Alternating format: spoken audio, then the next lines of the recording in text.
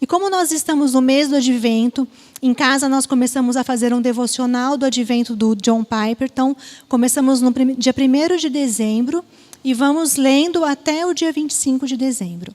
E o título desse devocional que ele fez chama Natal, uma alegria indestrutível. E todos nós queremos ter esta alegria indestrutível. Nós buscamos esta alegria indestrutível. Então, eu procurei o que é esta alegria indestrutível e nós vamos hoje ver aqui, então, o que é esta alegria indestrutível. Quando chega o final de ano, parece que todos nós ficamos um pouco mais alegres. É um ciclo que acabou um ano e a gente já tem esperanças do que vai acontecer no ano seguinte. Nós conseguimos com mais facilidade nos reunir com os amigos, nos reunir com a família. Então, são coisas que nos deixam mais alegres. O próprio Natal, o Natal comercial, digamos assim, né? O Natal dos presentes, enfeitar a casa. Em casa, nós gostamos de enfeitar a casa inteira. Todos os cômodos da casa são enfeitados. Chamamos os amigos em casa, amigos das crianças, e fazemos biscoitos de Natal, decoramos biscoitos de Natal. São coisas que naturalmente nos deixam alegres. Mas é uma alegria passageira, uma alegria momentânea, uma alegria daquele momento, daquele dia, daquela festa, na hora da confraternização, na hora que você vê aquele familiar ou aquele amigo que mora longe e vem para passar o Natal com a gente. São alegrias que acabam naquele momento. No dia seguinte, a vida real volta, os problemas voltam e nós temos, então, tristezas. Porque na vida nós temos tristezas. No nosso dia a dia nós temos tristezas. Mas então, onde nós vamos encontrar esta alegria indestrutível, esta alegria eterna? E a palavra de Deus nos dá a receita para todas as coisas que nós precisamos no nosso dia a dia. Para tudo. Então, nós vamos ver aqui onde nós encontramos essa alegria. Gostaria que os irmãos abrissem a Bíblia, então, em Filipenses, capítulo 4, versículo 12. E aí deixem a Bíblia aberta em Filipenses, que nós vamos ver ao longo do estudo vários versículos nessa carta de Filipenses, que é uma carta que o apóstolo Paulo escreveu para a igreja na cidade de Filipos, que fica lá na região da Macedônia. Então vamos ler juntos Filipenses 4:12. Aprendi o segredo de viver contente em toda e qualquer situação. Será que nós podemos declarar isso, que a gente aprendeu o segredo de viver contente em toda e qualquer situação? Eu vou ler numa outra linguagem para a gente ver como é que está escrito. Na linguagem de hoje, está assim: aprendi o segredo de me sentir contente em todo lugar e em qualquer situação. E na versão da Bíblia, a Mensagem, que é uma Bíblia, numa versão um pouco diferente, né, mais moderna, ela junta alguns versículos, está assim: encontrei a receita para estar alegre, com fome ou alimentado, com as mãos cheias ou com as mãos vazias, onde eu estiver e com o que tiver. Todos nós queremos essa receita. O mundo inteiro procura essa receita. E nós temos ela aqui. Quando tem um livro do pastor Hernandes Dias Lopes, um livro de comentários sobre esse livro de Filipenses, e ele deu o seguinte título: A alegria triunfante no meio das provas. Porque nós temos provas. E onde ter então essa alegria triunfante mesmo tendo provas? Essa carta de Filipenses é uma carta de apenas 4 capítulos. É uma carta curtinha, que em um dia você pode sentar e você medita sobre ela. E aí eu comecei a marcar quantas vezes aparece a palavra alegria, ou contente, ou qualquer sinônimo. E ela aparece 16 vezes. Então, em apenas 4 capítulos, aparece 16 vezes a palavra alegria. Sem contar ações de graças. Porque se a gente vai ter um momento de gratidão, de ações de graças, é porque nós já estamos alegres. Então, vai ter muito mais. Então, por isso, é uma carta de alegria. É a receita para a nossa alegria. E Paulo diz que ele está contente em qualquer lugar, em qualquer situação, aonde ele estiver, com quem ele estiver. Então vamos ver quais era este lugar, essa situação e com quem que Paulo estava. Primeiro, o lugar que Paulo estava. Se a gente ler lá no capítulo 1, no versículo 14, nós vamos ver que Paulo estava preso. Então ele estava preso e mesmo assim ele declara: que ele estava contente, que ele sabia o segredo de estar contente em qualquer lugar. A qualquer momento, ele podia receber a sentença de morte. Ou ele podia sofrer mais um pouco. Mesmo assim, ele faz essa carta de alegria, falando que os irmãos têm que estar alegres. Segundo momento, segunda situação que ele está vivendo, como é que viviam as pessoas ao redor dele? Porque as pessoas com quem nós convivemos refletem na nossa alegria ou na nossa tristeza. Paulo viu com certeza muitos amigos morrerem, muitos amigos sofrerem, sendo açoitados. E mesmo assim, ele declara que ele pode estar contente. Quando a gente lê no capítulo 2, a gente vê que um grande amigo dele, o Epafrodito, ficou muito doente, que quase morreu. E esse Epafrodito era conhecido da igreja de Filipenses. Então ele fala, olha, o Epafrodito está bom. E isso também é uma alegria para todos nós, mas nós passamos por este momento de dor, de quando ele ficou muito doente. Terceira situação do apóstolo Paulo, ele perdeu tudo que ele tinha. A partir do momento que ele se converte, que ele entrega a vida dele a Cristo, ele perde o cargo alto que ele tinha lá entre os judeus e passa a ser perseguido. Então ele tem que ir de cidade para cidade, ele é perseguido, ele é açoitado, ele é preso, depois ele é liberto. A vida dele passa a ser uma insegurança. Ele passa fome, ele passa frio, ele passa medo. Na primeira viagem missionária que ele faz lá para Filipos, primeiro uma senhora, a Lídia, se converte, na casa dela que a igreja começa. Depois, uma escrava que fazia adivinhações se converte. E quando essa escrava se converte, os senhores dela não gostam, porque ela deixa de fazer adivinhações. Então, eles perdem o lucro. E o que eles querem fazer com Paulo e Silas, que estava ali com ele? Prendem Paulo e Silas. Antes, batem nele, açoitam os dois e colocam ele na prisão. Estar na prisão já não é um momento agradável. E Paulo e Silas, quando eles estão presos lá, eles estão presos com os pés presos no tronco. Quando a gente lê em Atos 16, do versículo 23 até o versículo 25, está escrito assim: depois de serem severamente açoitados, foram lançados na prisão. O carcereiro recebeu instrução para vigiá-los com cuidado. Tendo recebido tais ordens, ele os lançou no cárcere interior e lhes prendeu os pés no tronco. Por volta da meia-noite, Paulo e Silas estavam orando e cantando hinos a Deus, e os outros presos os ouviam. Paulo e Silas então cantavam, louvavam a Deus e cantavam alto, que os outros presos os ouviam. Será que se nós estivéssemos com dor, porque a gente foi açoitado, preso do pior jeito, com os pés amarrados num tronco, nós ainda iríamos louvar a Deus com fervor. Ninguém estava ali obrigando eles a cantarem. E eu estava pensando, em nenhum momento fala que Paulo era músico, porque a gente fala assim, quem vai cantar são os músicos. Quem vai cantar e louvar com alegria, com fervor, são os músicos, os que estão aqui na frente, prontos para louvar. Acho que se Paulo fosse músico, no livro de Atos estaria escrito que ele era músico, e até talvez alguma música que ele compôs em algum livro. Então, todos nós temos que alegremente louvar ao Senhor. Quando nós estávamos ensaiando aqui os pré-adolescentes na sexta-feira, na última música, coitadinhos já estavam cansados. A voz já não saía. E a gente tem que falar, olha, vamos cantar essa última para acabar e depois vocês ainda vão ganhar um cachorro-quente, tá? Para dar um incentivo para eles cantarem fortes, com alegria.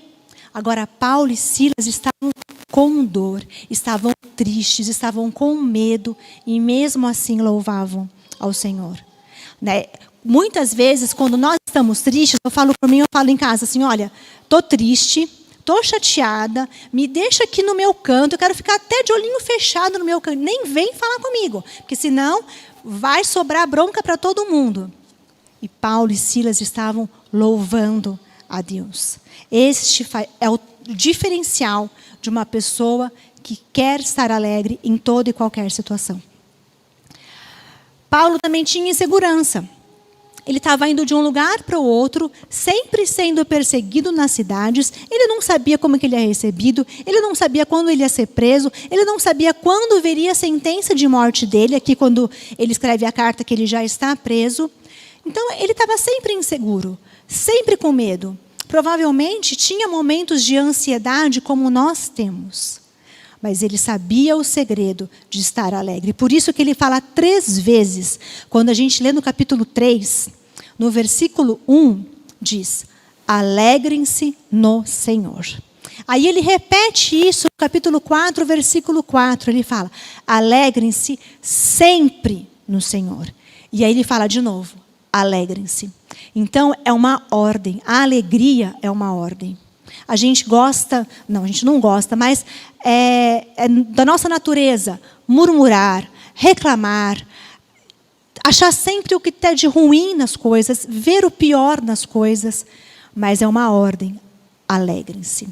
E é uma ordem não momentânea, é alegrem-se sempre.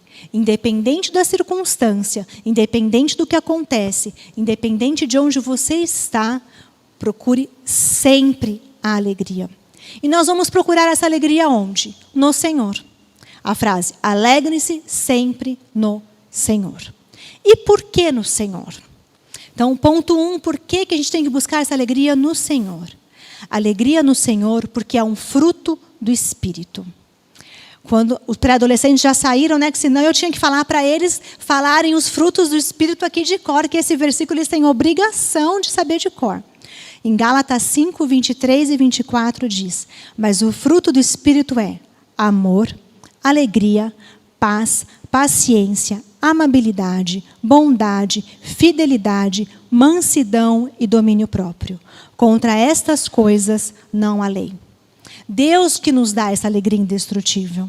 Eu não vou encontrar no outro. Eu não vou dar essa alegria para o outro. Eu posso meditar, não vou achar essa alegria. Ou fazer um monte de atividade física, fazer jejum, comer tudo que eu tenho vontade de comer. Nada disso vai me dar essa alegria indestrutível. Os relacionamentos hoje acabam muito rápido, porque um procura alegria no outro. Eu não estava mais feliz, então meu casamento acabou. Eu não estava mais fazendo ele feliz, então o casamento acabou. Porque um procurava alegria no outro. Mas a alegria é um fruto. Só o Senhor Deus pode nos dar essa alegria. A alegria no Senhor, segundo ponto, porque Deus é fiel. Deus cumpre todas as coisas. Quando o pecado entrou no mundo, Ele já declarou que mandaria um Salvador para nos libertar dessa escravidão do pecado. Quando nós lemos em Gênesis 3,15, diz: porém inimizade entre você e a mulher, entre a sua descendência e o descendente dela. Este lhe ferirá a cabeça e você lhe ferirá o calcanhar. E hoje nós cantamos aqui: nasceu Jesus, porque a promessa se cumpriu. A promessa também que Isaías repete, quando Isaías nós temos no capítulo 9, versículos 6 e 7. Porque um menino nos nasceu, um filho nos foi dado, e o governo está sob os seus ombros. E ele será chamado Maravilhoso Conselheiro, Deus Poderoso, Pai Eterno e Príncipe da Paz. Ele estenderá o seu domínio, e haverá paz sem fim sobre o trono de Davi e sobre o seu reino, estabelecido e mantido com justiça e retidão, desde agora e para sempre. O zelo do Senhor dos Exércitos fará isso. A promessa se cumpriu. Deus mandou Jesus para nascer, como nós cantamos aqui hoje. Mas ele não simplesmente nasceu. O terceiro ponto da nossa alegria é porque Deus é amor. Deus mandou Jesus para nascer já com o propósito de morrer. Jesus nasceu para morrer. Nós não comemoramos aqui no Natal um Jesus que ficou na manjedoura, um Jesus que os pastores anunciaram, um Jesus que recebeu o presente dos magos. Quando nós olharmos ali para a manjedoura, nós temos que imediatamente lembrarmos da cruz. Porque foi para isso que ele nasceu. Ele nasceu para morrer, para que nós tivéssemos todos os nossos pecados perdoados.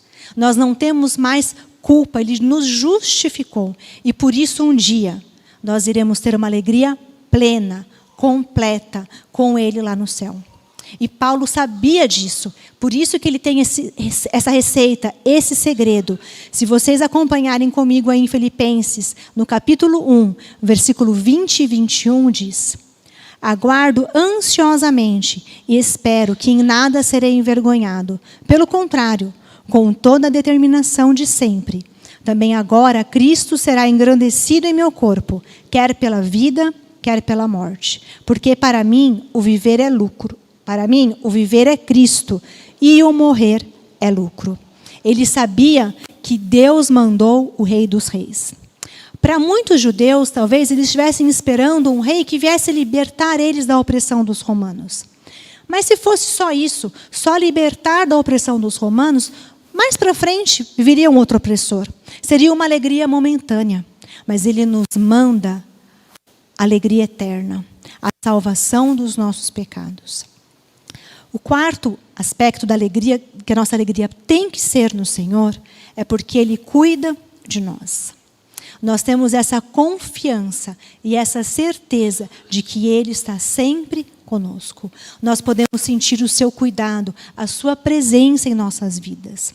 Quando nós lemos em Filipenses, no capítulo 4, no versículo 6, diz: não andeis ansiosos por coisa alguma, mas em tudo, pela oração e pela súplica, e com ação de graças, apresentem seus pedidos a Deus, e a paz de Deus, que excede todo entendimento, guardará o coração e a mente de vocês em Cristo Jesus.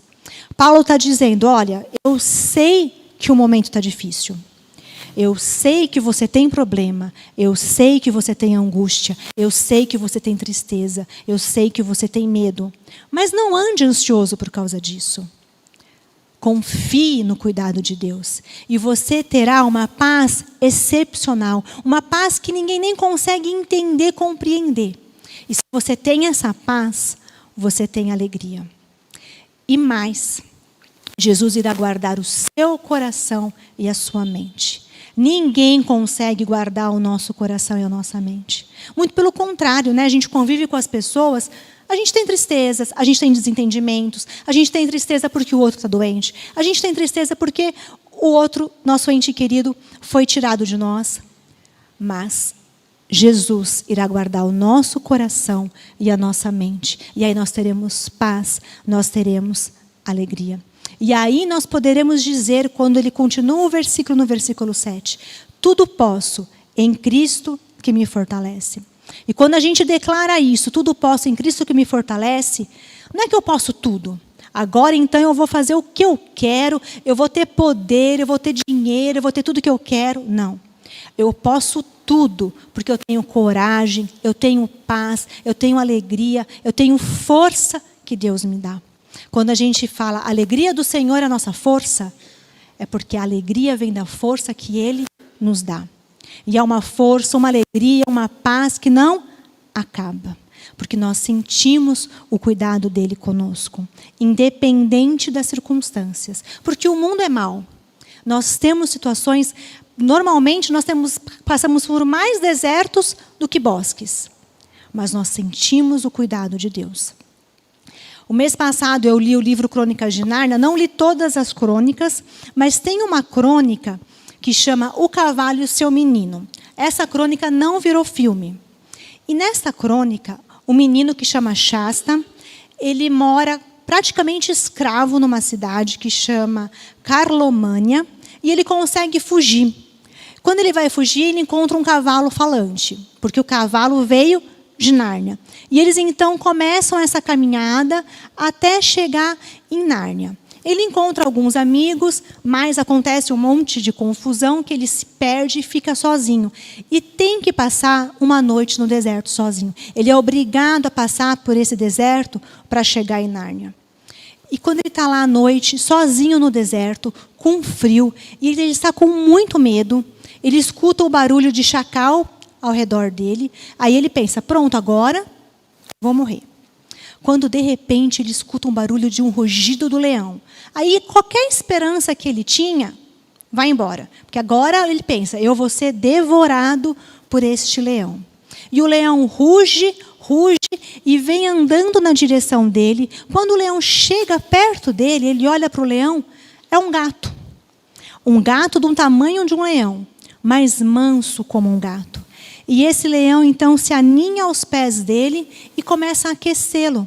E ele se sente protegido, ele sente o carinho, ele sente o calor do leão. E ele dorme. E aí ele tem uma noite inteira tranquila. Quando ele acorda, o leão já não está mais lá. Aí outras coisas acontecem. Quando está já mais para o final da crônica, ele conhece o Aslan, que é o leão que apareceu para ele. Então ele vê que aquele leão afugentou o chacal e depois veio e o protegeu. Se você já viu alguma crônica ou filme, você vê que o leão, que Aslan, é a representação de Jesus.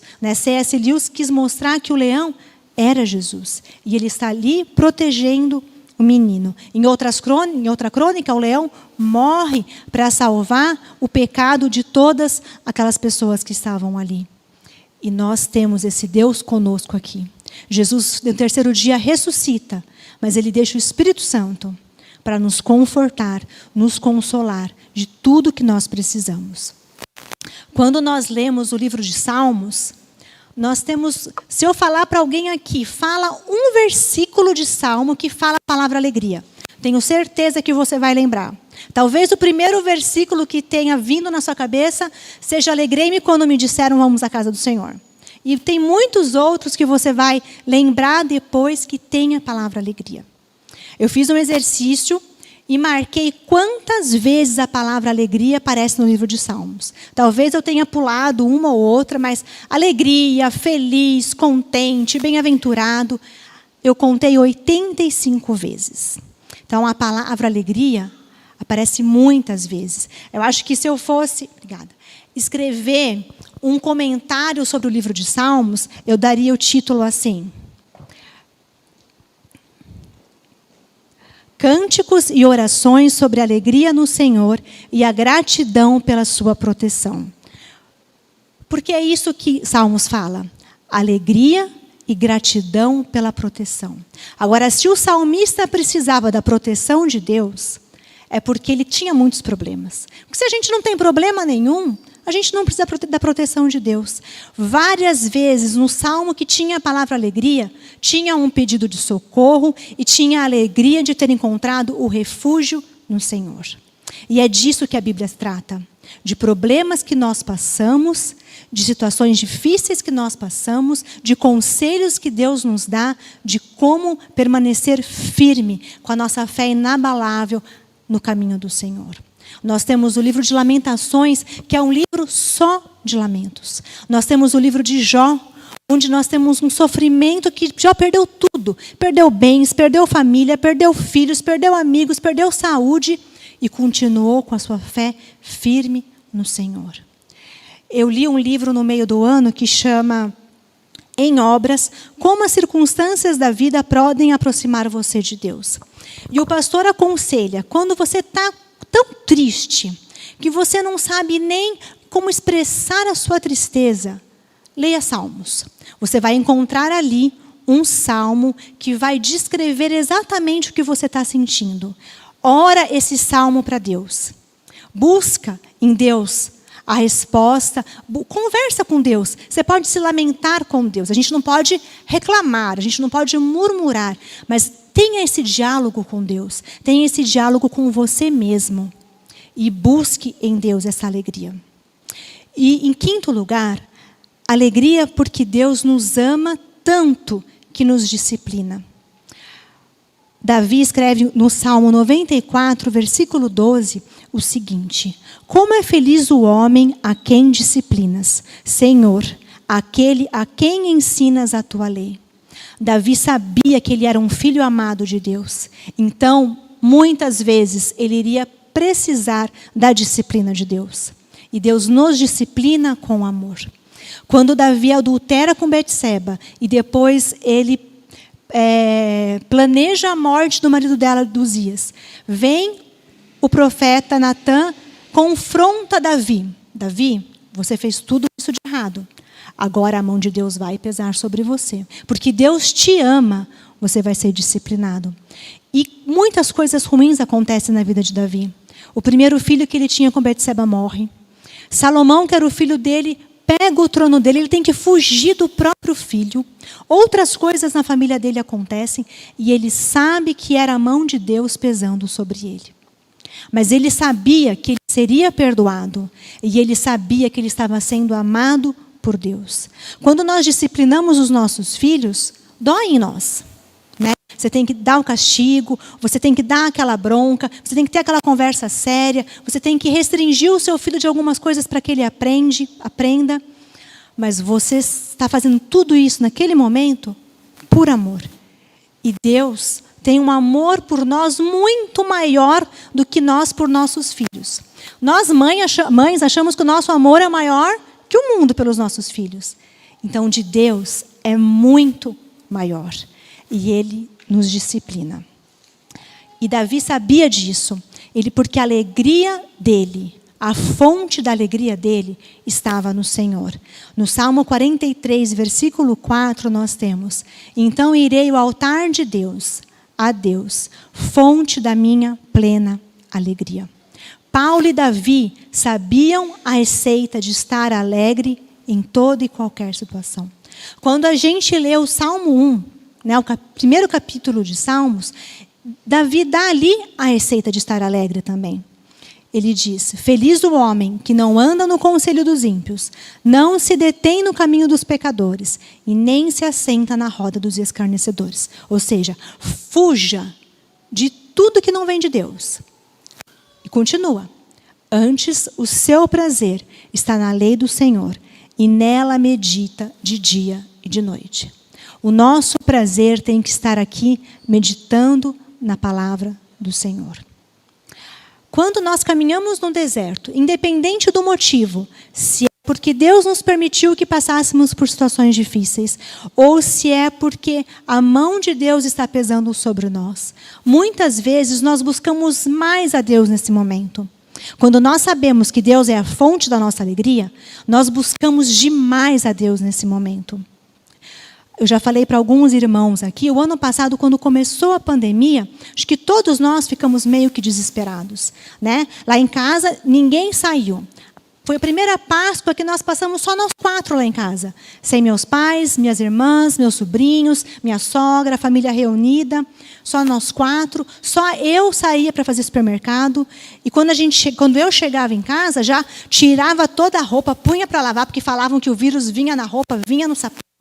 Passava álcool em tudo, limpava tudo. Parecia que a qualquer momento ia vir um plantão no jornal, falar que tinha que fechar os vidros, porque o vírus ia pular pela janela na nossa casa. E eu fiquei com uma angústia muito grande mesmo. E logo em seguida, meu pai teve uma gripe muito forte. Não estava ainda fazendo os testes, a recomendação era fique em casa. E ele teve uma gripe muito forte, pronto, já achei que ele ia morrer. Porque ele tem diabetes, tem pressão alta. Mas busquei aqui no Senhor essa alegria. Eu estava olhando a estante lá de casa, achei um livro que era do meu avô, do John Piper, que diz O Sorriso Escondido de Deus. E pela graça de Deus, né, que é o nosso tema, graça sobre graça, eu encontrei essa alegria. Porque é uma graça sobre graça que Deus nos dá diariamente se nós buscarmos. E esse ano não foi muito diferente, né? Na minha família, nós perdemos pessoas muito queridas. Muitos aqui também perderam pessoas queridas, mas em casa, eu e o Fábio e as meninas juntos, nós lemos a Bíblia, meditamos, oramos e novamente encontramos esta alegria. Agora, e quando tudo vai bem? Quando tudo vai bem, quando a gente caminha a nossa vida num bosque com flores coloridas, riacho, passarinhos cantando, muitas vezes nós relaxamos a nossa vida espiritual. Deixamos de meditar neste livro dia e noite. Eu li uma frase no Instagram ano passado, que eu não sei de quem é, que fala o seguinte: que eu nunca esqueça, no meu melhor dia, que eu ainda preciso de Deus tão desesperadamente quanto no meu pior dia. Então, vamos gravar. Que eu nunca me esqueça, no meu melhor dia, que eu preciso de Deus tão desesperadamente quanto no meu pior dia. Porque o nosso coração é enganoso. Então, quando tudo vai bem, aos pouquinhos, não é da noite para o dia. Eu não acordo hoje com a minha fonte de alegria no Senhor e amanhã eu durmo e acordo com a minha fonte de alegria na minha família, ou no meu trabalho, ou nos meus bens. Não, é gradativo. É quando eu vou relaxando, deixando de meditar, de orar, de louvar, de conversar com Deus diariamente. E aí, então, tijolinho por tijolinho, dia a dia, eu vou construindo um altar no meu coração. E vou construindo um ídolo no meu coração. E vou colocando no lugar de Deus a minha família, meu trabalho, meus negócios, meus bens.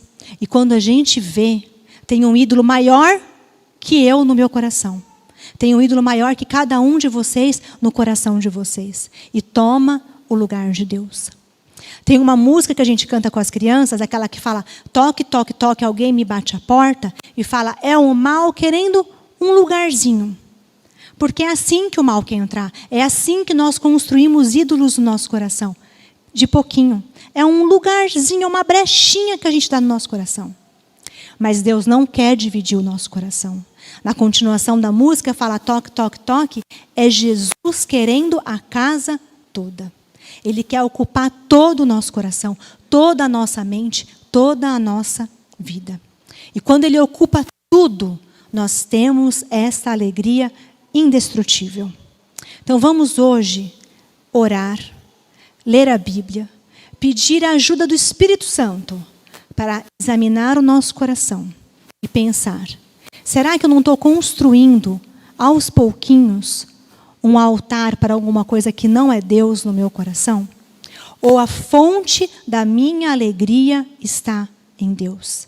E aí eu posso então declarar, como Paulo, como Davi, que eu tenho esta alegria indestrutível, porque todos os meus pecados foram perdoados. Que eu tenho esta alegria indestrutível, porque eu tenho a confiança que Deus está comigo o tempo todo. Eu tenho um Deus Emanuel, que significa Deus conosco, dirigindo todos os meus passos, dirigindo tudo o que eu faço, das coisas mais simples às mais complicadas, eu peço a orientação de Deus. Porque eu tenho esse Deus Emanuel me confortando quando eu estou triste. Porque nós ficamos tristes, mas essa tristeza tem fim.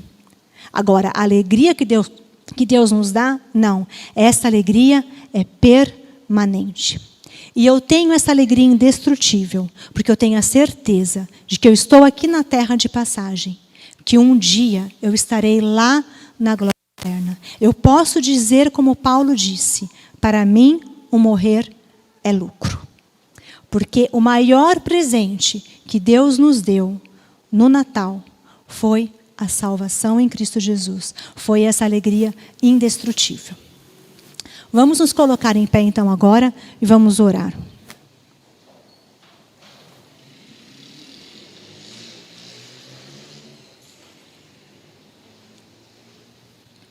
Senhor Deus, muito obrigado, ó Pai, porque nós estamos aqui juntos para louvar, para engrandecer o Teu nome. Muito obrigada, porque comemoramos nesse mês o nascimento de Jesus, que veio para nos salvar, que veio para perdoar os nossos pecados, que veio para trazer esta alegria que nós tanto ansiamos. Muito obrigado, porque um dia nós estaremos contigo e teremos essa alegria eterna. Ajuda-nos a examinar o nosso coração, a saber se nós estamos construindo algum altar que não seja o altar de Deus na nossa vida. E ajuda-nos, ó Pai Santo, a derrubá-los. Ajuda-nos a tirarmos ele da nossa vida. Que a nossa única fonte de alegria seja em Jesus Cristo. Perdoa os nossos pecados. Em nome de Jesus, amém. A igreja pode se sentar.